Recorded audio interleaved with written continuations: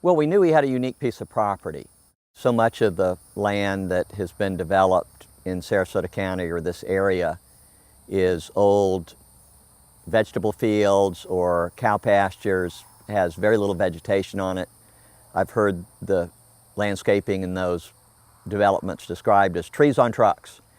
We knew because of the native vegetation, the historic vegetation here, the grand oak trees that we have, the mature pine trees, that this was a special place, a place that could accommodate homes of a grand scale, model homes, custom homes, and have a setting in terms of the size of the lots, together with the native landscaping and the related privacy that would really fit that size homes. We thought that was unique. That product really didn't exist anywhere in Southwest Florida where you could have a lot that really was suited in terms of its size and natural landscaping to fit custom luxury homes. And we've always loved the land growing up. We've enjoyed hunting and fishing and camping and hiking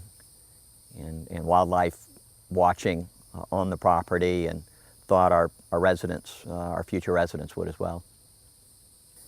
Well, a couple of stories about this area of the ranch, particularly just to my right here, to the south.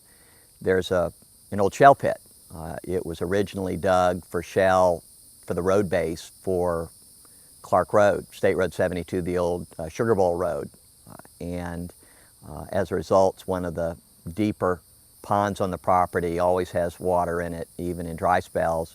And I can recall being out here with my brother Chuck, who runs our cattle operation, with some live shiners and bass fishing in the summer. And he hooked onto this monster, and turned out it was about 27 inches long, 12 pounds, but it was in the middle of summer. If it had been in the spring when those bass were spawning, that would have been a 14, 15 pound fish.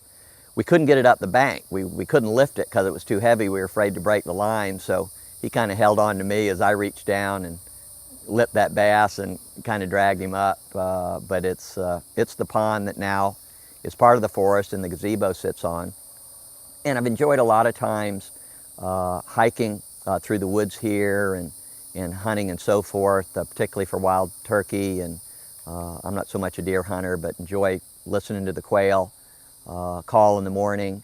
And you know, at daybreak here, you'd hear the various barred owls calling at daybreak. You'd hear the quail calling with their signature bobwhites. You'd hear in the spring the turkeys gobbling, and you can hear those gobbles echo for, you know, a mile down here. And it's really an area that's chock full of wildlife. The woodpeckers, several varieties of woodpeckers we have here that kind of light the forest up with sound, and the owls as well. We've got great horned owls and barred owls, and just a lot of things for people to enjoy that love nature and wildlife in general.